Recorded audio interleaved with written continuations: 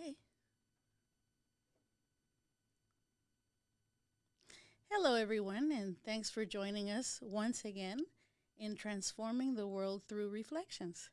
Today, we are going to have an amazing conversation all about the shift that's happening in the business world, yet in so many other ways in our lives. And joining me today is a dear, dear friend, Sonia Smith-Kang, Thank you. creator of Mixed Up Clothing and much more than Mixed Up Clothing.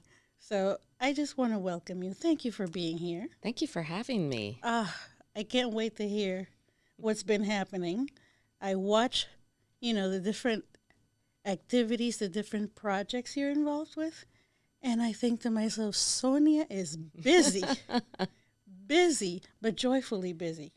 That's the right. thing. That's right. That's the thing. How are you doing? Good. Thank you. Thank you for having me. What an honor. I'm so excited. I follow you as well online, see all the wonderful work you do. So I'm excited to be here. Life is just been something. I the last couple of years have really been a time for reflection for me and really, wanting to stick with the intentions that I have tried to do in my life, which is really be about representation, diversity, Yes. inclusion, Yes. equity, social justice. So it really, this time just really amplified all of that and really made it seem like the time was now, even more so. And so the work that I've been doing with Mixed Up Clothing, which is a children's line that, I designed through a multicultural lens to tell the story of, our stories, Yes. our black and brown stories. And I use fashion as my vehicle to tell those stories. Again, the arts telling our stories. That's right. Again, the arts That's telling our right. stories. And like you said, definitely the times we're living in and the last couple of years have really amplified the need to give attention and really invest energy That's right. in how we explore or don't our issues of identity, Right. our narratives, our cultural narratives. And you've been doing this long, long before the pandemic. That's right. Yeah. I've been biracial all my life.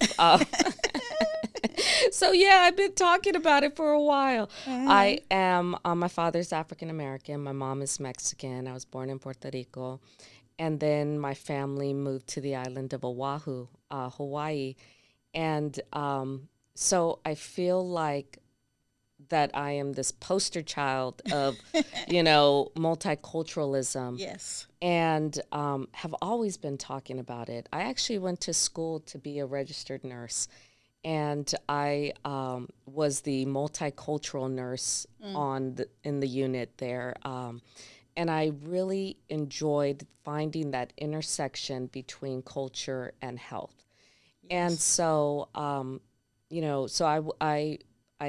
like I said, kind of just infiltrated every aspect of who I was.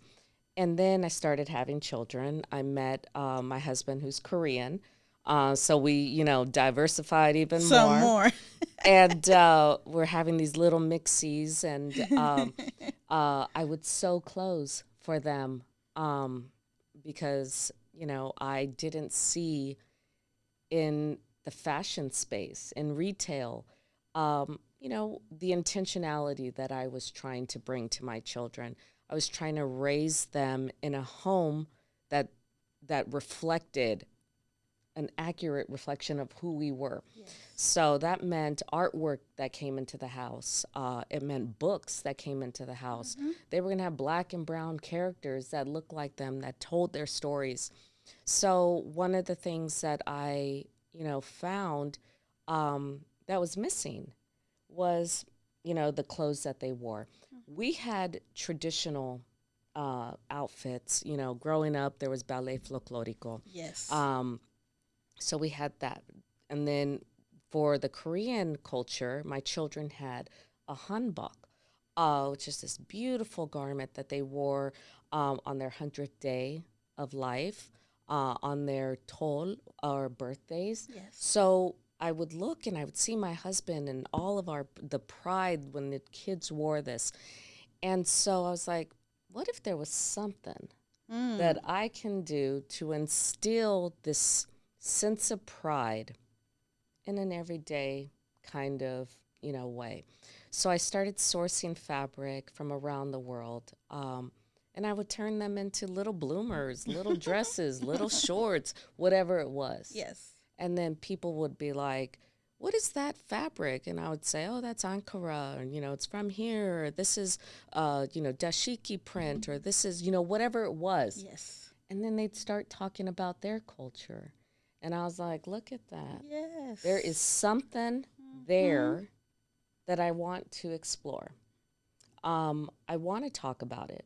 I want to hear your culture. I want to hear, what it means, what the fabric, the creator, who is behind this. Yes. And so I cashed out my 401k, started, taking little Etsy orders, popping up at farmers markets. Uh-huh. And my husband was like, what are you doing? And I was like, I think I'm starting a business. And there it went. There it went. There it went. As I'm listening to you, Sonia, I'm thinking about how powerful it is when we let ourselves take risks because our heart is telling us something. You're right. You're right. I would wake up thinking, how was I going to make some kind of difference? Mm-hmm. And I tell the story to my kids about this 12-year-old girl who was here, who came from Hawaii, and, brown skin, curly hair, in a sea of Farrah Fawcett's here in the valley. Right. And I would take the school bus down Roscoe Boulevard to school, and I would daydream. And I would be like, and I was so aware of being different that I was just waiting for someone who looked like me. Mm-hmm. And I just knew I wanted to see that. Yeah. And so every day I wake up and go to sleep thinking the same thing. What can I do to make a change, to be a change agent, to, whatever it is? You talk about art and activism, artivism, those kind of things. What can I do with the skill set that I have? Yes. Yes. And the dream still lives. It keeps moving you. It keeps showing you new ways of sending that message. When you mentioned what if, I thought, if we listen to our what ifs more often, what would we do? I'm thinking that, like you said earlier, these 2 years have really made it so that certain topics are amplified. Mm-hmm. And in that process, my hope is that we're all listening to our what ifs more deeply. It is urgent that we all amplify our gifts. Another thing that came to me as I'm listening to you is something that I recall being said by Toni Morrison. I don't remember it verbatim, but something to the effect that if you don't see yourself reflected out in the world and you have the power to create, just go ahead and create it yourself. Tell your own story. Don't wait for it to be told by someone who doesn't know it as intimately as you do. And you've done that through your designs. Amazing.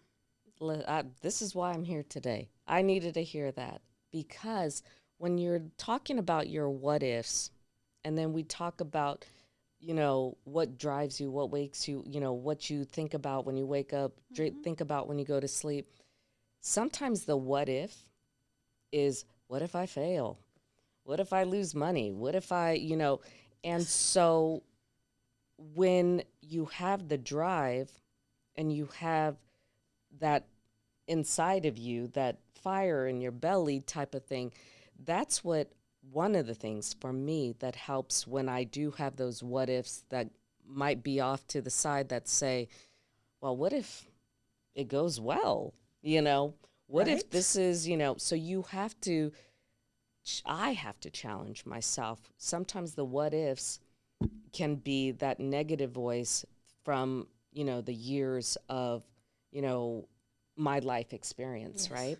So I have to, you know, dig deep and really look at that driving force that helps kind of push those things aside and, you know, what keeps you going. Because in the end, for me, it's at that intersection of business. Yes. So it's got to sell. Yes. I mean, something has to, to move forward. To move forward. Yes. With that part that is like, this is my why.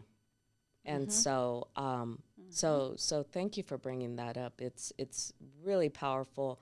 The what if, and trying to, you know, silence the part of the what if that can keep you, you know, not moving forward. Yeah. And, you know, in these conversations that I've been having, not only through this podcast, but otherwise at work and with myself and with other people in my life, the idea that we accumulate learned fears.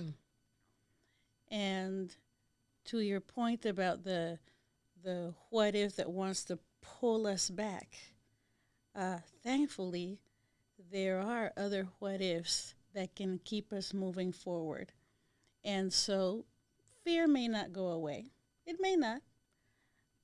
But if it stays and wants to go for the walk with us, thankfully, fear is not the only force available. You know, enthusiasm. You know, you were talking about staying connected to your why. Whew. This that is right why there. You are so good. The fear can also be, you know, it's challenging your thought.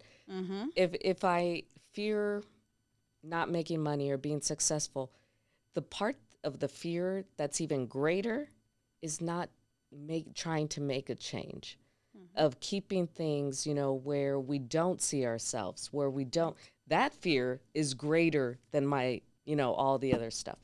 And fear can be a motivator to continue to work and to, you know, it is really just changing the mindset and really kind of being friends with fear. Yes.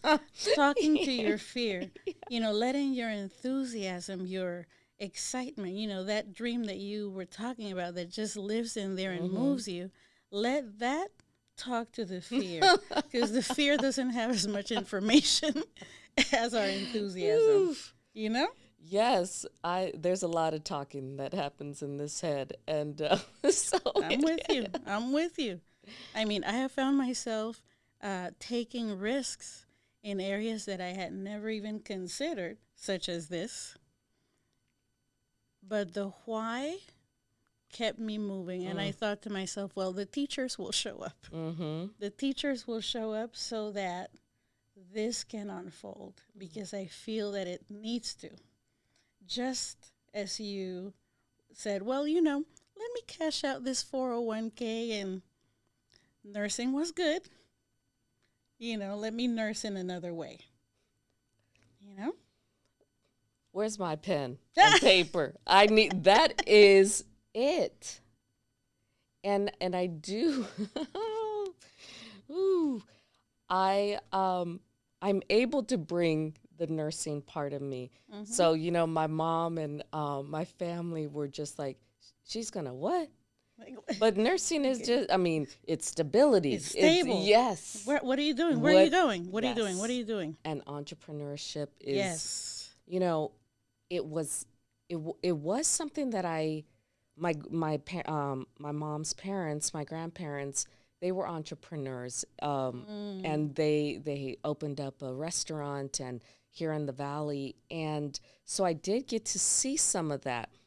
But she sent me off to school to be a nurse. She was like, she's gonna do what for what, and not have a not have a some kind of safe space to land. And but I tell her I mean, I got 4 kids, so I'm nursing all the time, but I am able to take, what I do with nursing into what I do in business and in the fashion world. It still requires triaging. Every day is like, what am I going to do? Prioritizing. Right. It's the same, technique. But I will say, I call what I'm doing, the fashion of healing. Oh, I And love that. for me, it is really healing that 12-year-old who was riding on that school bus, who didn't see herself, who was waiting for someone. Well, that someone was me. I was waiting for me. For you. Oh, wow. And in that process, you're also healing those who don't see themselves reflected in the items available out there in the market. So representation is everything. You talk about this a lot everywhere I see you, with culturas, and let's talk about culturas. Let's talk about culturas so that our audience can be aware. Yeah, well, Culturas is a place for celebrating these stories, and it was trying to find these curated stories and kind of put them all under one space. Yes. You're right. I mean, the minute I start talking and I start telling like my story, I could see my kids in the background. They start, because I'm a broken record at this point. And so they are there finishing my, all my little, my mission statement, my little, They know. my line, because I'm talking about it all the time. But get this, they're sitting in class listening to, to things. And it was like multicultural day at school. And my daughter was told, bring a dish from your culture. And she was like, I have, African American, Latin, and Korean. And the teacher was like, well, just pick one. And she was like, Oh, no. I'm going to bring something from all my culture and, this whole thing, because she has been taught that you bring your full self wherever you go. Wherever you go. And so they are listening and they Yes. are watching, me work, and they're taking that. And so to have the goal of raising the next, group of change makers. Yes. I take that as, very seriously. I can feel that. Yeah, for kids to see themselves and, in all across the board is a huge deal. It is, and what a legacy. And the thing is, when you hear your child speak those words, it's already being poured into your child. And for some, it's healing in that there was that wound of not being seen, not feeling seen. But your children are learning from the beginning, just in the home environment. They're really embracing, the different things that say who they are. Yeah. And it's so affirming. So I'm thinking about children who, because of what they're being exposed to through your work, not just your children, they too are able to identify in terms of all these different cultures Yeah. represented in themselves, so the wound doesn't happen. That's right. They start without the wound. It's like you're investing in the next generation, so they start already appreciating who they are. That's powerful. Love that. I'm so thankful that you're doing this. I mean, you said even with fabrics, being questioned about fabrics, right there, teachable moments. Right. All of it is, it's just these stories that are waiting to be told. And what I'm finding that I'm excited about is, large brands and corporations Let's go there, that please. we are now saying, you we are here, and we have to, make these kind of decisions that are affecting our community, our Black and brown communities. Yes. And so it's important that we hold them accountable to tell our stories. You talk about, the wonderful words of Toni Morrison. And I also feel like there's this, if you are telling our stories without us, then that is a problem. Yes. We need to be the authors of our stories, those makers, those creatives of our story. Yes. We will partner with you, but we need to be at the table. Yes. And so I'm really enjoying seeing the partnerships that are happening. I'm excited to be part of those discussions. I'm excited, to see them, partner with communities of color and indigenous communities and saying, let's collaborate. Yes. And, bring, highlight what is happening, because we all should know what is happening. Yes.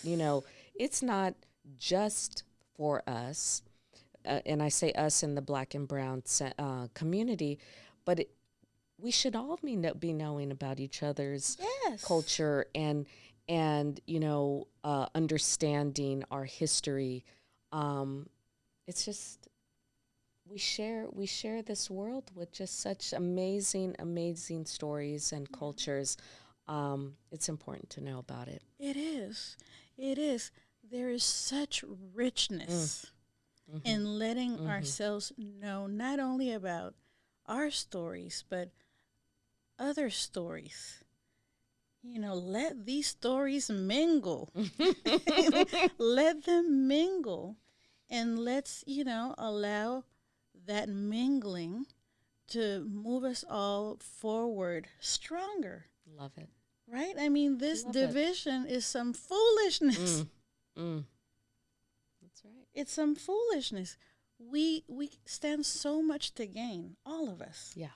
All of us. Right. And here we are talking about fashion, but it's more than that. It's so much more than that. It is. And I always, I kind of say it is more than, for me, it is definitely more than just the fashion. It's mixed up clothing is mission driven. It's purpose driven. And it's just such a wonderful, wonderful time. And I just feel, very blessed and thankful. There was something that you mentioned that I just wanted to share that I think, in talking about how important it is to kind of tell these stories, I find that, I don't know, I just find that there's the power in understanding, but it's also expanding your worldview. Yes. I had a dear friend of mine who said she's mixed and she's African American and Japanese, and somebody said to her, "Well, you don't look, whatever it was, right?" And the comeback was, "You just haven't seen enough folks, so don't put that on me. You need to expand your worldview.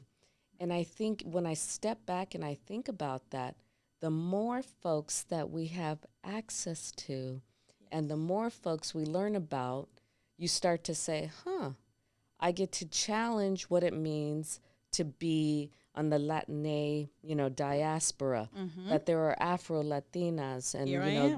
Right. Do you see? And, the African diaspora, the Latina diaspora, the whole, we come in different shapes, sizes, hair textures, tones. So expanding and talking to more folks, we get to say, okay, I get to know, I think that's wonderful. I agree. And, one thing that stays with me from conversations with my mom, who's a teacher, she always said, traveling is the great eye-opener. So true. I was blessed to be able to travel as a child, and I really appreciate the value of it. And I think there's so many ways of traveling, and as you're talking about what power there is in letting ourselves be exposed to variety, with an open mind, that's a way of traveling. That's a way of traveling and having more access to, the Latina community looks many ways. The African diaspora looks many ways. Yes. And so it's cultivating an openness. And I feel that through the work you do, the art and the activism that you are involved with, that is a way of inviting people to, expose yourself, please. Expose yourself to variety. Shed the fear. Yes. And just check it out. You got it. Check it out. Ask about it. You got it. That's it. And another thing that really, it really strikes me as inspiring is you gave yourself the gift of shifting, to leave a profession and create another experience for yourself. I'm curious about what you were feeling before you made the shift. What was happening in your nursing life, that version of your nursing life? Did it play a role in giving yourself permission to move into this space? Yeah, this is, it's all relatively new in finding myself in this chapter. I think it just comes from that fire in my belly of wanting to, what did I want as a child, or what did I need as a child that I, may not have had the language at the time, but that I was trying to figure out, how to do that. And so I was telling myself, how do I make that happen? How do I make that shift? And not necessarily having the playbook growing up and seeing that it was possible. Yes. So I do feel a lot of it came from inside that just said, you got to do this. There's just, we're going to figure it out. And, there's been a lot of tears. There's been a lot of, ups and downs. And I had to keep telling myself that, I'm giving it my all. And I'm just going to keep trying. Yes. And I'm going to keep, there's a lot of no's in fashion and in other industries. And I was used to stress.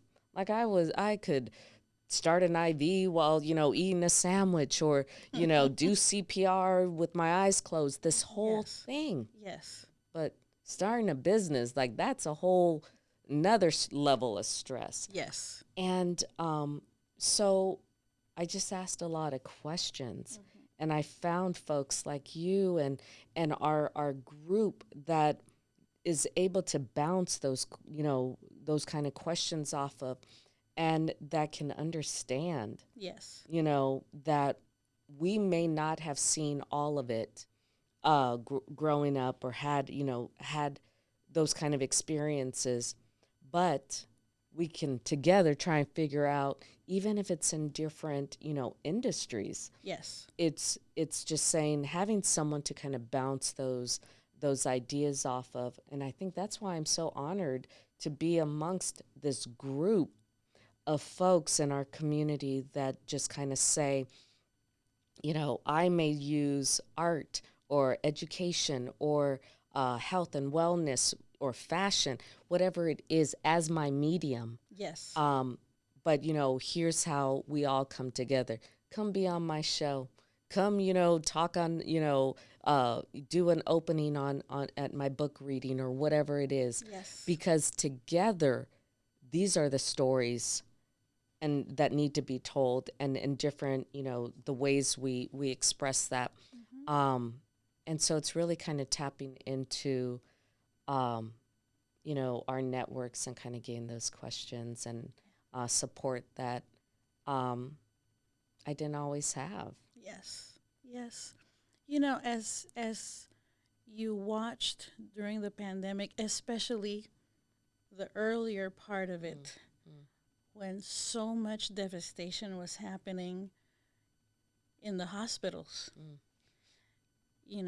people just at the end of their rope, the nurses, the physicians.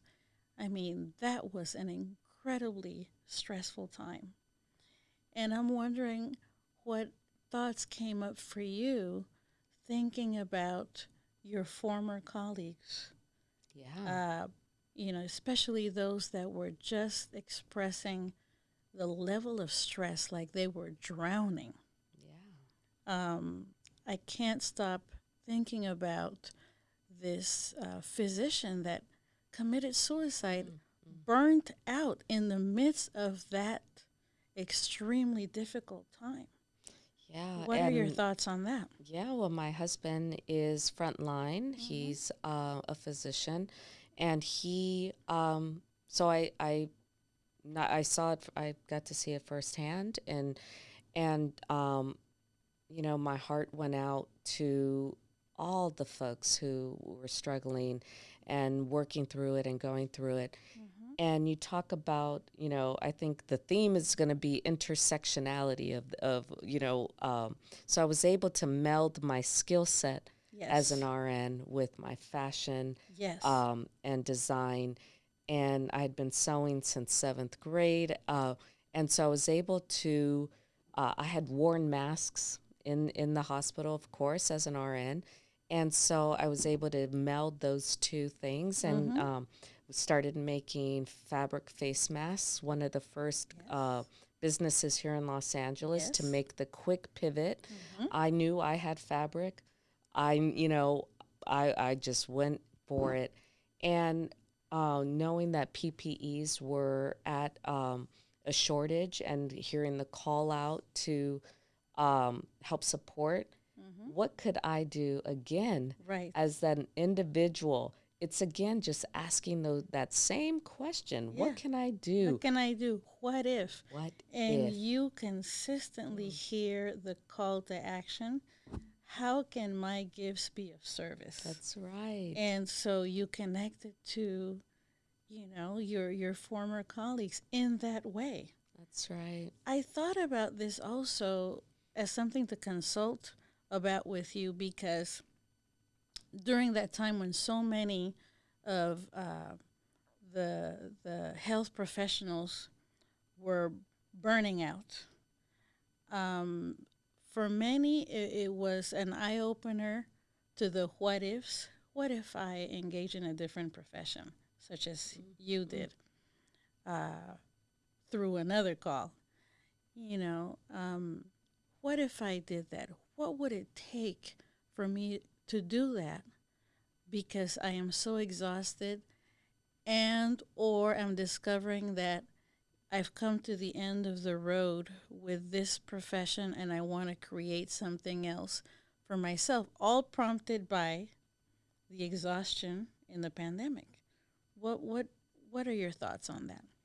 Yeah, I think definitely again, the call is really important, and the time period, what the pandemic, the racial reckoning that we also had. Again, it's the call to action is asking yourself, what is it that, and fill in the blank. What is it that either moves me? What is it that sustains me? What is it? And ask those what if questions, right?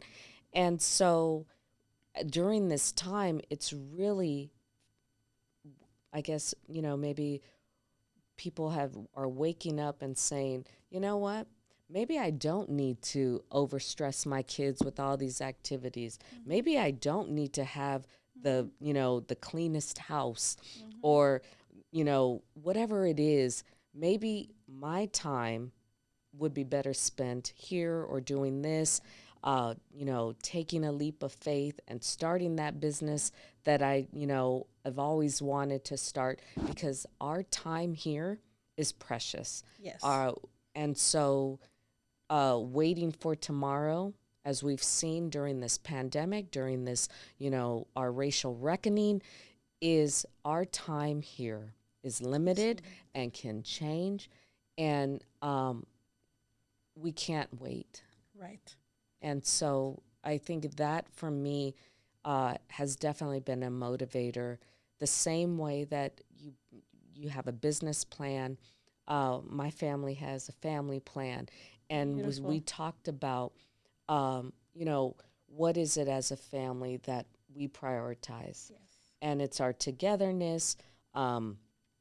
It's, sometimes there's pancakes for dinner. You know what I mean? Like there is just, this is what's important to us. This is our priority.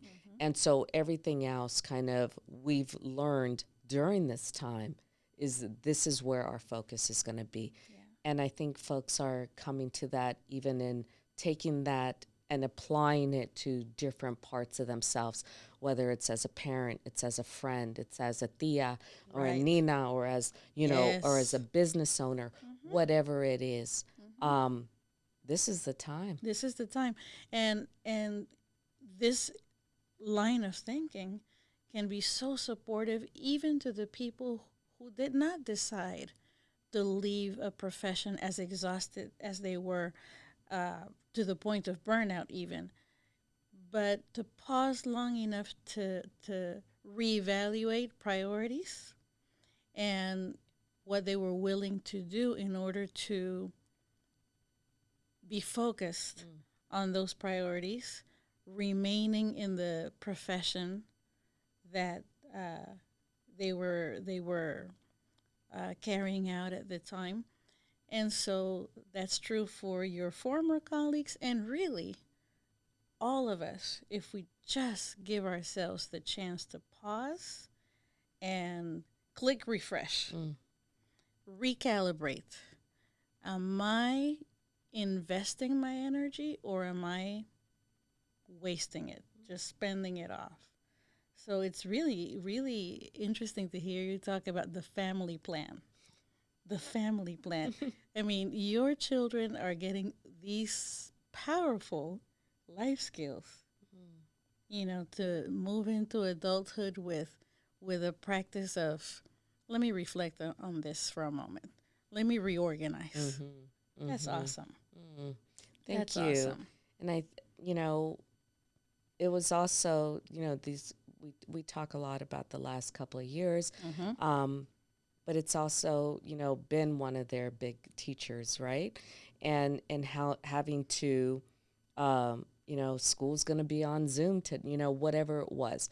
We're going to have to switch things up. Yes.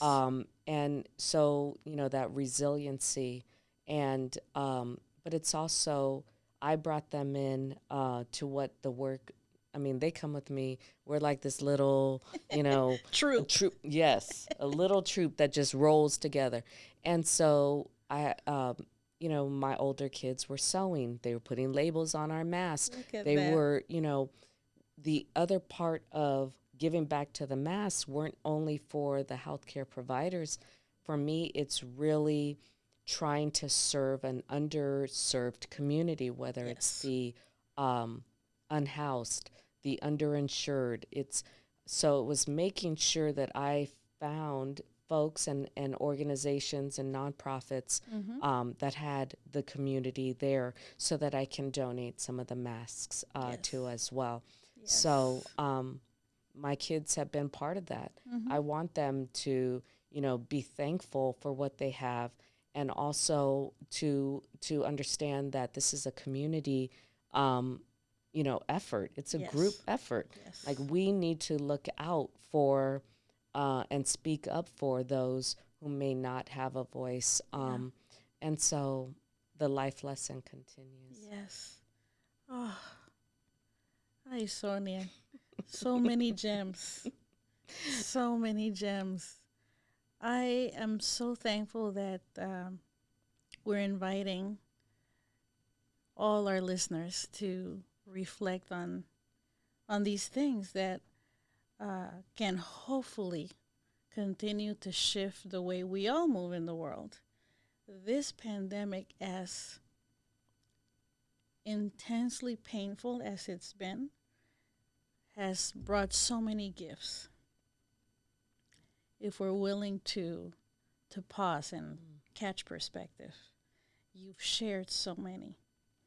And I thank you for everything that you are continuing to do, continuing to find ways to give of yourself. And your children are learning how to focus on that. What gives me a sense of purpose, and the gratitude, all this delicious stuff. Wow. Well, thank you again for being here. I would love for you to share with our audience all the platforms where they can find Sonia and her delicious gifts, so that we may bring this to a close and Yeah. look forward to another time. Yeah, I think it's just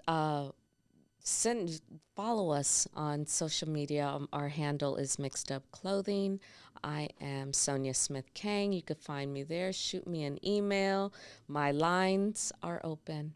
Yes. And I cannot thank you enough for giving me the honor of sitting next to you, and for being my friend, and for being in these trenches together. Together. I thank you. Thank you. It is my honor to know that you're in my life, and to watch you grow and invite people to grow. Likewise. Well, thank you everyone for joining us. And as always, may we continue transforming the world through reflections.